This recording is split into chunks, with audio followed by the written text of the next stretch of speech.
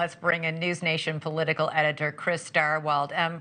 Chris, you heard what Blake just said. Devin Archer testified over a decade. Hunter Biden put his father on speakerphone about 20 times as he met with other people. Republicans say it proves that President Biden is lying. The Democrats said they basically talked about the weather. Which one is true, and how are we supposed to know? Well, it's sort of a choose-your-own adventure for partisans. Is this the latest bombshell, or is this the latest evidence that this is a big nothing burger cooked up by Republicans? It can be whatever you want it to be. The truth here, from a standpoint of a political practitioner, we have Democrats, an administration, a campaign, and a president who have been unable to get ahead of this story, get out in front of it, and deal with it, and make a clean breast of it. And there are a lot of reasons why. A story of a father and a son who has struggled with addiction, a father who has lost kids is part of it, and an unwillingness to acknowledge where Republicans have a point. But when you see the shifting narrative from the White House, when you hear the multiple stories, the multiple iterations of never, well, he was never in business with him and all of that, it sounds like weasel wording, and it sounds like backing your way into a scandal. And this should be proof positive to Democrats that this is not going to go away on its own. Yeah, Blake, you just said that Archer testified that Hunter was selling an illusion to business partners, that he had his father's help and influence.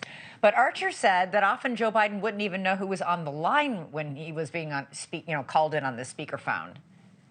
Yeah, you know, what Republicans are trying to lay out here is that this was the quote-unquote Biden brand, right? Just by even picking up the phone and putting your father, who's the vice president of the United States, on speakerphone. Maybe it was just a friend. Maybe they were just talking about the weather. We even heard Dan Goldman say today, look, this happened when just after the death of Beau Biden. This was a father who was devastated, a brother who was devastated. They were consoling each other at the time, and that's why there were all these phone calls back and forth. Yeah, but on a speaker call with a bunch of other people? Relate to that. I mean... Yeah, but when you put the phone on speakerphone, yeah, you know, with potential business associates, and it's the Vice President of the United States, that's what Republicans are bringing up. And by the way, Chris is right, because remember, Joe Biden once said that he never discussed Hunter Biden's business dealings. Now they're saying he was never in business with Hunter Biden. Involved. They are clearly changing the narrative here. But Chris, this leads me all to my next question. With all these House committee investigations concerning, Hunter Biden, was having Hunter Biden attend, for example, a state dinner at the White House recently, or accompany the president on an official visit to Ireland, the smartest thing? Because the Wall Street Journal reported that allies around President Biden are privately saying that parading Hunter Biden around serves as a reminder of the younger Biden's poor judgment and past attempts to monetize his political connections.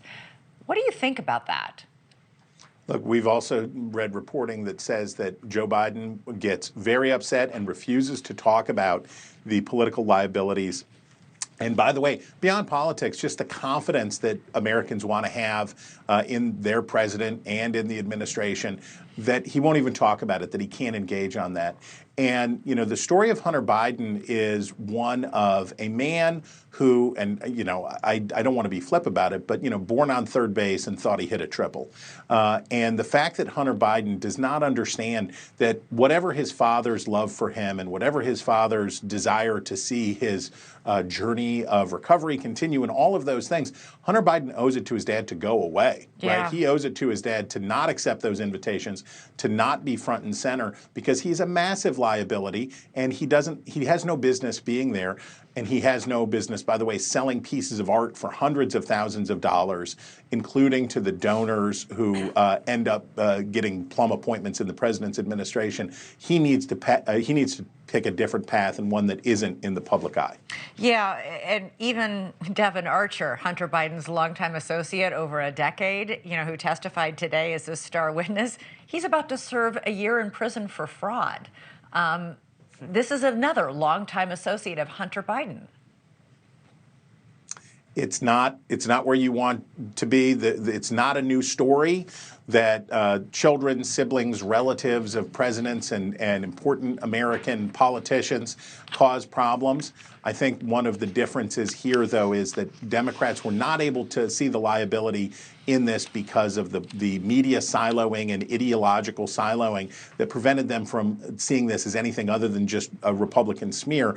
Now, I think Democrats are starting to take this more seriously. Thanks so much for watching. Go to joinnn.com to find NewsNation on your television provider. And don't forget to click the red subscribe button below to get more of NewsNation's fact-driven, unbiased coverage.